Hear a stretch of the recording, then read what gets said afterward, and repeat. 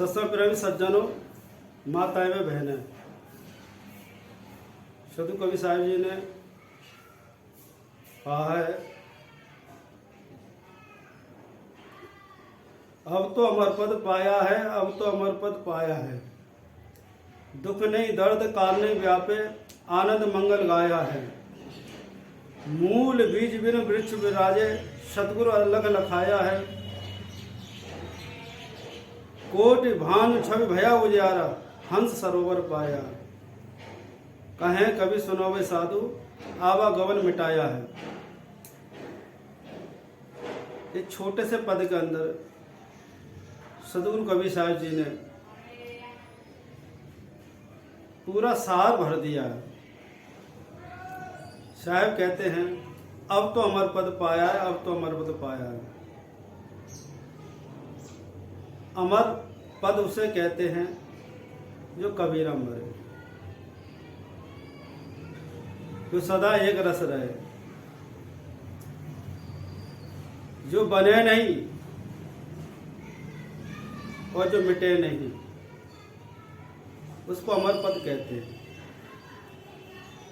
और मूल जो चेतन स्वरूप है, वास्तवता उसकी यही है, वो हमेशा एक रस रहता है, कभी किसी चीज से निर्मित नहीं होता है और कहीं नाश होकर के खत्म नहीं होता है। वो उसी के विषय में साधु कबीर साहब जी ने कहा, अब तो अमर पद पाया है, अब तो अमर पद पाया है। अमर पद कोई और नहीं, आपका निज स्वरूप है, आपकी आत्मा है, ये चेतन सत्ता है जो अमर है। उसी के विषय में साहब ने कहा है।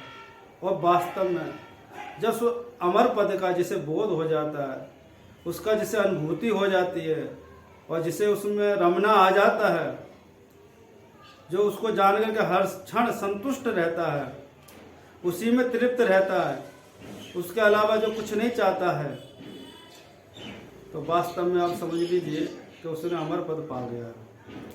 उसके आगे सारे सुख फीके तुच्छ त्याज्य हो जाते हैं। जब तक अपने आप को नहीं जानता, तभी तक आदमी भटकता है। जैसे मृगा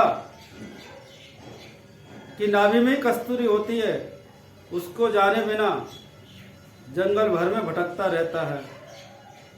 इसी प्रकार से इस मानव की दशा हो गई है, अपने निज स्वरूप को जाने बिना यहाँ तहाँ भटकता रहता है। तो कहीं तीर्थ में जाता है, कहीं मूर्त में जाता है, तरह तरह के और भी उपाय करता रहता है, कहीं तप करता है, कहीं जप करता है, कहीं माला फेरता है। अरे जी, उसका विषय नहीं है।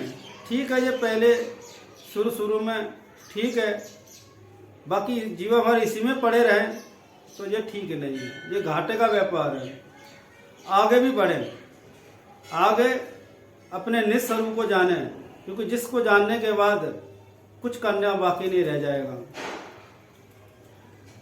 साधु कबीर साहब कहें, कबीर सुनो भाई साधु, जप तप योग व्रत पूजा सब जंजाल सुराया, सतगुरु अलग लगाया। साधु कबीर साहब संतो सतगुरु अलग लगाया।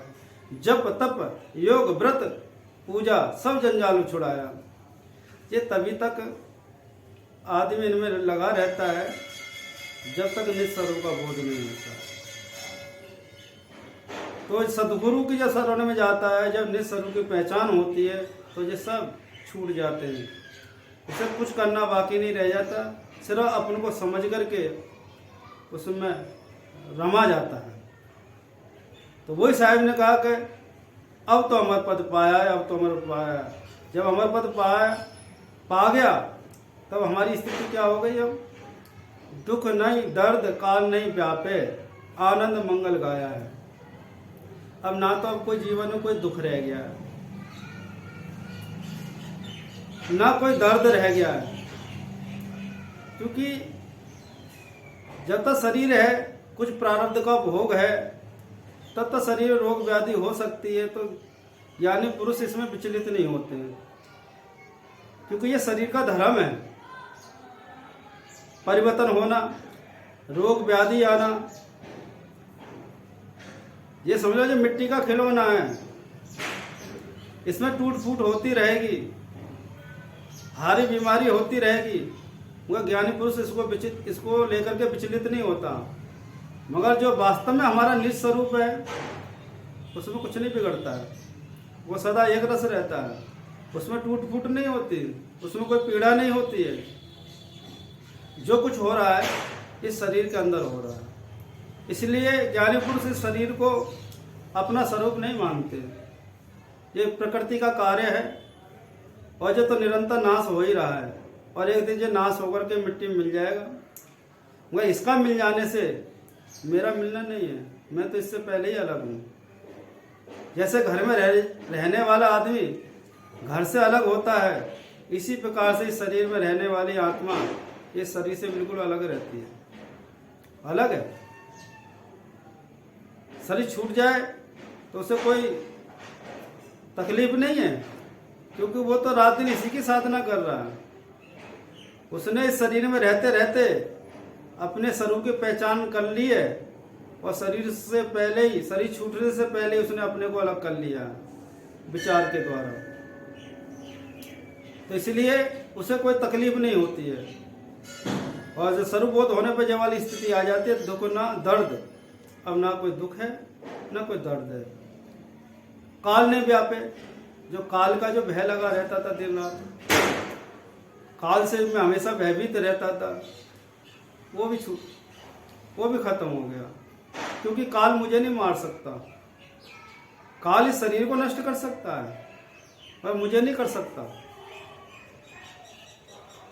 ये सतु कवि साहिब का संतो उपजा खपे सो दूजा, जो उत्पन्न होता है, जो नाश होता है, वो मेरा स्वरूप नहीं है, वो दूसरी चीज है, वो जड़ प्रकृति का कार्य है। और ये ध्यान रखना, जो बना है वो तो बिगड़ेगा ही बिगड़ेगा, वो तो जिस दिन से बना उसी दिन से बिगड़ रहा है। और जब तक पूरा नहीं बिगड़ेगा तब तक ये बिगड़ता ही रहेगा निरंतर। जैसे नदी प्रवाह रूप से निरंतर बहती रहती है, इसी प्रकार से ये जो शरीर है ये निरंतर नदी की भांति दिन रात डैमेज हो रहा है, ये भी बह रहा है, ये भी एक क्षण भी रुका हुआ नहीं है। इसलिए जो संत पुरुष अपनी आत्मा को पहचान लेते हैं उनको मृत्यु का भय खत्म हो जाता है। भले सदु कवि साहब जी ने तो कहा, जय मरने से जग डरे सो मेरे मन आनंद, कब मरियो कब पहियो पूर्ण परमानंद। जिसके मरने से सारा संसार डरता है, साहब कहते उसके लिए मेरा मन आनंदित है। कब मरियो कब पहियो पूर्ण परमानंद। साहब कहते हैं कि कब मरियो कब पहियो, कि कब मरूं, जल्दी से जल्दी सही छूट जाए तो मैं सदा के लिए पूर्ण जो परमानंद मेरा जो स्वरूप है परमानंद, उसके अंदर सदा के लिए मैं विराजमान हो जाऊंगा। ये शरीर का जो झंझट है, झमेला है, वो भी खत्म हो जाएगा। क्योंकि इसे खिलाना पिलाना सुलाना नहवाना धोवाना, रोग पीड़ा से ग्रसित रहना, इन सब से मुझे छुट्टी मिल जाएगी। तो ज्ञानी पुरुष तो बल्कि उस दिन के लिए तैयार है कि जिस दिन शरीर छूटे तो इस शरीर से भी हमें छुट्टी मिल जाए। तो वही साहब कहते हैं काल नहीं व्यापे, उसको ज्ञानी पुरुष को काल का भी भय नहीं रह जाता। वो जानते कि काल मेरा कुछ नहीं बिगाड़ सकता, और जो बिगड़ने वाला है वो मेरा स्वरूप नहीं है। मेरा स्वरूप तो इससे भिन्न अलग असंग है, मुझे कोई मान ही नहीं सकता। काल ने खाए कल्प नहीं व्यापे दे जरानी छीजे, मेरा स्वरूप तो ऐसा है, काल ना खाए उसे काल भी नहीं खा सकता। कल्प नहीं व्यापे, चाहे कितना भी समय हो बीत जाए, मेरे स्वरूप पे समय का कोई प्रभाव नहीं पड़ता, वो एक जैसा ही रहता है हमेशा। दे जरानी चीजें, और उसके स्वरूप में कोई छिड़ता नहीं होती है, वो सदा एक जैसा ही बना रहता है। मेरा तो ऐसा स्वरूप है, और जिसको ऐसा स्वरूप की पहचान हो गई, भला आप बताइए उसके लिए किस चीज़ का दुख, किस चीज़ का डर, किस चीज़ का भय रह जाएगा उसके पास? कोई डर भय नहीं रहता। आनंद मंगल गाया है, अब तो उसके अंदर हमेशा आनंद मंगल के ही गीत धुनें हर क्षण उठती रहती हैं। कहने का मतलब वो दुखी नहीं होता है। नस्वत प्राणी पदार्थों के बनने मिटने में, संयोग वियोग में वो हमेशा एक रस रहता है, क्योंकि वो जानता है जो चीज़ मिटने वाली है वही मिट रही है, जो नहीं मिटता वो तो नहीं मिटता। वो हमारा स्वरूप कभी भी नहीं मिटता, और जो अन्य चीज़ें हैं वो कभी रुकती नहीं है। तो उनके लिए दुखी सुखी होना व्यर्थ का है। तो वही साहब फिर आगे कहते हैं, मूल बीज बिन वृक्ष विराजे सतगुरु अलग लखाया है। मूल कहते जड़ को, बीज जिससे वृक्ष उत्पन्न होता है, पर हमारा स्वरूप तो कुछ और ही टाइप का है। मूल बीज बिन वृक्ष विराजे, इसका ना तो कोई मूल है और ना कोई बीज है। ये चेतन सत्ता जो है स्वतः ही स्वभावमान है, स्वयं ये शांति का सागर है। इसकी शीतल छाया में जो भी रहेगा उसका जीवन भी धन्य हो जाएगा। तो जी साहब कहते हैं कि ये स्वतः अकारण ही है, इसका कोई कारण नहीं है, ये स्वतः विराजमान है। मूल बीज में वृक्ष विराज, सतगुरु अलग लगाया है। और सतगुरु ने क्या किया? सतगुरु अलग लखाया है। जो आंखों से लखने में ना आवे, साहब ने उसी को लखा दिया, उसकी पहचान करा दी। लोग आत्मा को आंख से देखना चाहते हैं। ये आत्मा को आंखों का विषय नहीं है, क्योंकि आंखों से केवल विषय को देख सकते हो, और आत्मा जो है विषयातीत है, विषयों से रहित है।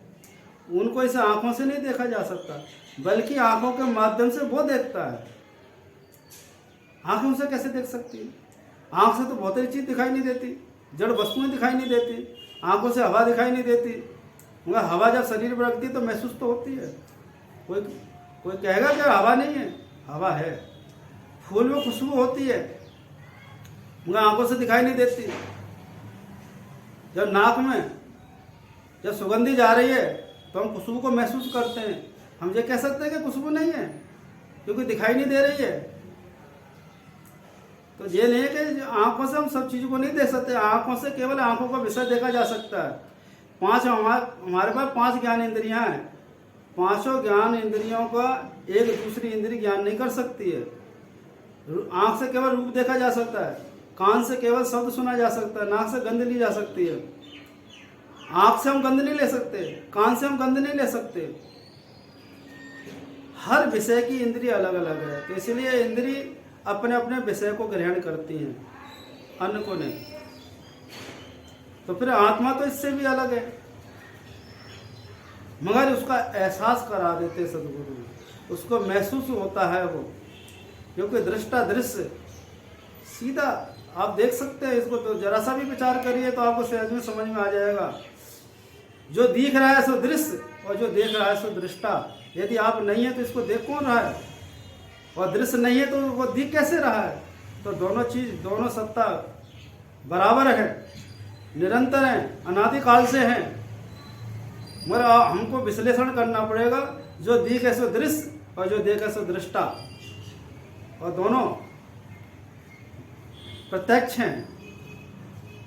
इसको विवेक के द्वारा समझने की कोशिश करें तो सहज में समझ में आता है। ये ऐसी बात नहीं कि ये समझ में नहीं आता, बड़े आराम से समझ में आता है। तो वही साहब कहते सतगुरु लख लगाए, जो लखने में नहीं आता सतगुरु उसको लखा देते, उसको महसूस करा दे, उसका साक्षात्कार करा देते, और आदमी उसका साक्षात्कार कर करके और सदा के लिए स्थिर हो जाता है। अब तो और साहब कहते अब तो ये दशा होगी, कोटि भानु छवि भया उजारा हंस सरोवर पाया है। अब तो जब से आत्म स्वरूप को जाना, अब तो मेरी दशा ये ऐसी हो गई, कोटि भानु छवि भया उजारा, जैसे करोड़ों सूर्यों का प्रकाश उदय हो गया हो, ऐसी स्थिति हो गई है। अर्थात मान लो आत्मा का जब पूर्ण बोध हो जाता है तो ये समझ लो सही और गलत साफ साफ दिखाई देने लगता है, बंद मोक्ष साफ साफ दिखाई देने लगता है, दुख की जगह साफ साफ दिखाई देने लगती है, और सुख की वजह साफ साफ दिखाई देने लगती है।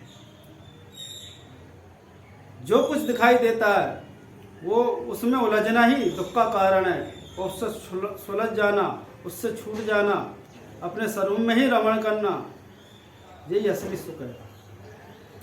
तो इसी तरीके से जब बोध होने पर ऐसा प्रकाश अंदर हो जाता है, ज्ञान प्रकाश हो जाता है कि दुख सुख वाली जगह अपने आप दिखाई देने लगती है।